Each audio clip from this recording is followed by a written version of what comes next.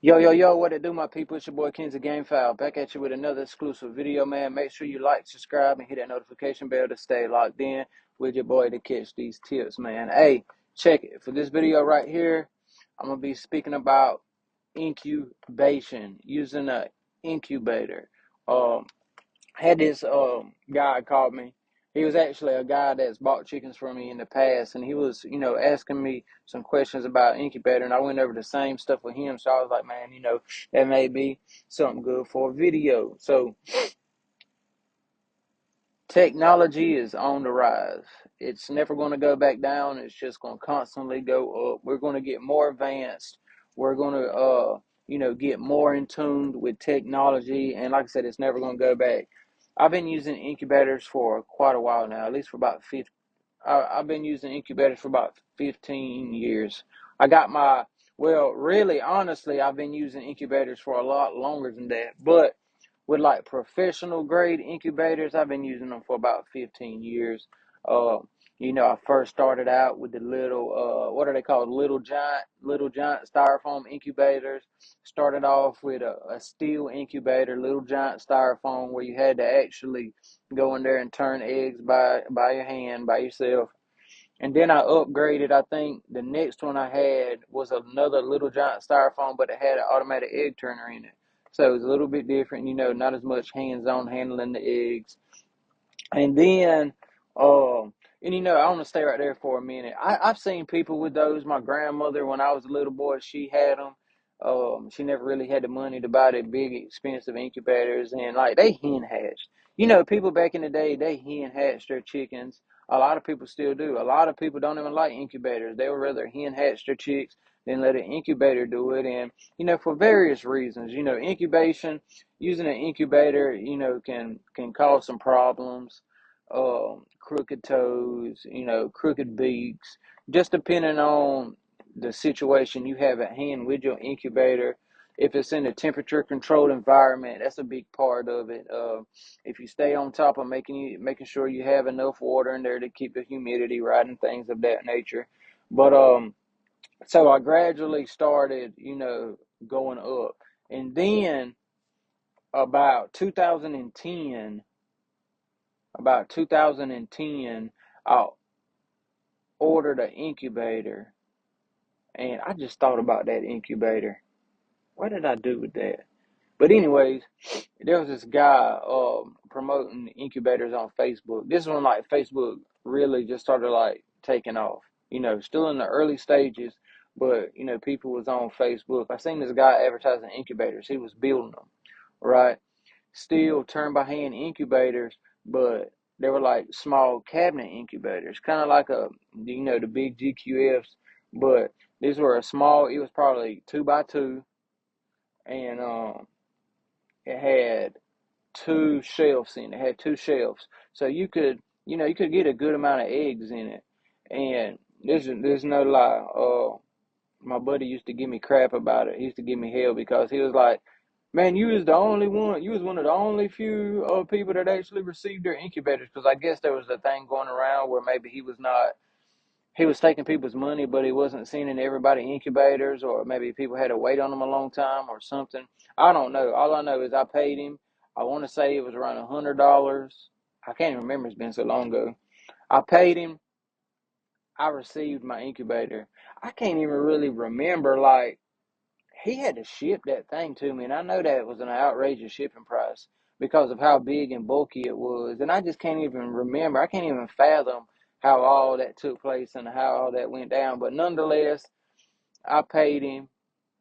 I got my incubator. I think his name was Sugar Hill Creek or Sugar Creek or something like that. He was actually a cool guy, man, from my experience with him. But everybody has their own experiences. But the guys, to be truthful, that's the only incubator that I ever had 100% hatch rate success in it. You had to turn them, by your hands. But I remember even after getting um, my first GQF incubator, or GFQ, however it is, um, I still would use that one because the hatch rate was so great in it. And it was so crazy because the heating mechanism was a light bulb. you would have to change the light bulb out every now and again, but the light bulb would really get it up to 100 degrees. It was so crazy. And he had a little built-in, like a little computer fan in there to keep the air circulation. The dude made it legit. Like I'm not even lying to you. I give the guy the props. I mean, dude, he made it from scratch. And it was a hell of a job. It hatched the hell out of them chicks. I'm not lying to you guys. I wish I still had some pictures of it. I think I do have a picture of it somewhere. I'll post it and let you all see what it was. It was like painted black. It was awesome though. I still got it somewhere. It's not in the best condition anymore, but because I actually had left it outside up underneath a tarp, just trying to make some space. But it was a great incubator. But nonetheless, growing up, there were some people that hatched a lot of fowl type birds and would take them to the sale. There was an older couple. They actually had a trailer in their backyard that they used just for incubation. They had like a room set up for their chicks. The living room and the kitchen was just set up with incubators. I think they had like 12 or 15 GQF incubators. Because, like I said, they would hatch out guineas, ducks, chickens, take them to the sale, and that's how they would make their side money. Well, anyways, I went there and I bought a cabinet style GQF from them, and I still got it. But worked well, used it for years. Then I ended up getting another one. Well, guys, that works for me. That gets me and my farm where I need to be because hen hatching, I've hen hatched for many years, and I just always do better with incubators. But you have to be very careful when you're incubating because a little small mistake can cause you your whole batch.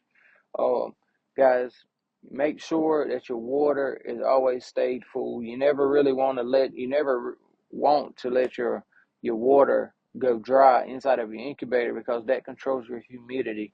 Your chickens have to have good humidity. I run it at around 50% for the first um 17 days. In the last 3 or 4 days, I'll boost it up to 70, 75% because too much humidity, you'll drown your chicks. They'll drown, right? You can't have too much humidity. Too less of humidity, your eggs won't form right. Your chicks won't be able to hatch. So that way you want to keep it at that minimum threshold for the first 18 days, around 50, 55%. And then the last few days, you want to boost it up because what that does, that extra moisture coming into that incubator, it's going to make that shell softened enough for your chicks to be able to peep their hole and actually get out their shell. If you ever have your incubator, if you've had this a lot, I'm going to tell you, if you went there and you're like, man, only 4 eggs hatched out of 10, but the eggs were fertile, you got peeps, but no chicks. Or your chicks peeped the egg, started working themselves around the egg, but they never finished solely getting out of the egg, is because your humidity wasn't right and the eggshell wasn't soft enough for them to get out and get around. They started working on it, but then they use up all their energy. They get tired. They die trying to get out of it. So humidity is a big factor, just along with temperature is. You want to make sure that temperature. A lot of people say 99.6 is what they run theirs on. I run mine on 100 degrees because sometimes depending on the type of environment you have your incubator set in, if you have it in the temperature controlled environment that stays the same degrees all the time, you maybe can run it 99.6 and it'll work better for you. But where I have mine at, 100 degrees seems to work better for me because because your heating elements up here at the top of your incubator, right? And then you got levels, you got rows of trays. Whatever that thermometer and your thermometer most likely is going to be, I usually try to keep my thermometer right there in the middle of my glass so I can always see it. I use a digital one that shows me the humidity and the temperature inside of the incubator, along with the GQF thermometers that you just stick in there and that you read from the outside. It's got the dials on it. Um, I make sure, like I said, I like keeping mine at 100 degrees because I know that them bottom eggs is going to get the correct temperature of warmth they need to fully develop and stuff, right? You don't want to have it 99.6 up here and then down there at the bottom it's 99 or 98.9. You don't want that to happen. So I keep it 100 up there. That way I know for sure down there at the bottom they're getting the right temperature they need. And that works really well for us. But another tip I want to give y'all too is you can open your incubator at the wrong times and cause problems. Once you put the eggs in there and they've in there, you put your eggs in there, uh, close it back up, it's running everything. You don't want to open it up for at least 3 to 4 days. Okay. You want to keep your biddies and you want to keep your eggs in there untouched, unopened for at least, I'd say, good 4 days before you go in there and start checking, because you're gonna be doing times throughout the weeks, and I'll get into this into another video where you're gonna check on your eggs, make sure everything's developing right, make sure you ain't got no rotten eggs in there, because the worst thing to do is to get the day 20, get the day 20 or get the day 18, and you walk in there and it smells like a rotten egg because one of the eggs actually busted, because they will do that. Rotten eggs, they will bust inside of that incubator way before the chicks are supposed to hatch off, and you don't want that mess in there getting around everywhere. I've had it happen to me before and it's terrible. You don't want to do that.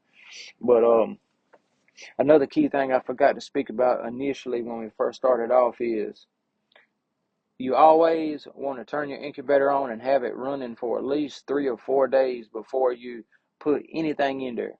You want to go ahead and put your get your water right, get your temperature right, your humidity right, and everything, and have it set for a couple of days, at least 3 or 4 days before you put those eggs in there, because you don't want to put your eggs in there and then go adjusting everything, trying to get everything right. You wanted everything stationary, right on the point, right on the dot. So when you put your eggs in there, you know everything is good, and all you got to do is sit back and wait. You feel me? So, but that's a few little tips right there. And then on the last 3 days, whenever your chicks are getting ready to hatch, say on like day 17, 18, don't open it up until they hatch. You get what I'm saying? Because you taking that little bit of humidity away from them will negate that shell getting soft enough for them chicks to hatch out, and then you just ruin that batch. Um, it's crazy. It's really a science to it, guys. It really is, and it takes a lot of practice. Well, not really a lot of practice. I mean, somebody can just go by this video I just told you and have a good hatch rate if you do everything right and have good eggs. But it is a practice when you don't know anything and then you have to constantly fail at it. That's why I'm trying to make these videos to negate a lot of that failing. You go with these videos right here, you'll do a whole lot of winning. You get what I'm saying? And it'll help you out in the long run. So I'm gonna get out of here, guys, but I just wanted to give y'all a few of these tips. Like I said, that customer called me and I was talking to him about it, and I said, man, this is something that a lot more people need to know of, especially if you were like me and you feel like hen hatching was kind of holding you back, and you want to take that next step out on the limb and get you an incubator, a good one, not the little cheap dusty dookie ones that's like at Tractor Supply and stuff, man. Save up your money, get you one of those GQFs, and you'll be glad you did, and it'll help your farm out, because anybody that's really kind of like serious into getting game fowl, and it's not even really being about being serious of it. If you're serious, because see, for me, I was getting down to like the last brood fowl of like specific breeds, and I was like, man, if I keep hen hatching, I'm more than likely going to lose these chickens before I have enough off to substitute them. So I said I'll get an incubator and I'll just keep taking the eggs from them, and they might give me 60 eggs a season, you know, instead of having the hen set on 7, 8, 9, 10 eggs and have her taking 2 months to raise them up before she even goes to lay an egg again. I can maybe get, 30, 40 eggs off of her before she takes her little break, you know. So for me, it made more sense to do it that way, and it's been working out for us. I really can't complain. So I hope this video helped you all out, guys. If you have any questions, feel free to just send me a message or call us on our social media or anywhere like that, and you can get a hold of us. We ain't too hard to find, man. But make sure you like and subscribe and hit that notification bell to stay notified for more videos. Don't forget, GameFoulLife.com. Go copy some merch. I got new stuff going on there every day. It is booming. The Gamefowl community, I love you all. This is all for you all, so everybody can have a piece and we can all have something that we can call our own, man. I remember, I want 1 million people wearing this merch by the end of 2026, man. So if you haven't got yours yet, what you waiting on? everybody else is going to be rocking their new outfits, and you're going to be stuck looking like, man, I should have ordered me some, instead of trying to wait out and trying to see if somebody else is going to buy stuff, because best believe they are. Best believe they buying that gear, and hey, it's looking good too, man. So I appreciate you, ball, man. Until the next one. Peace.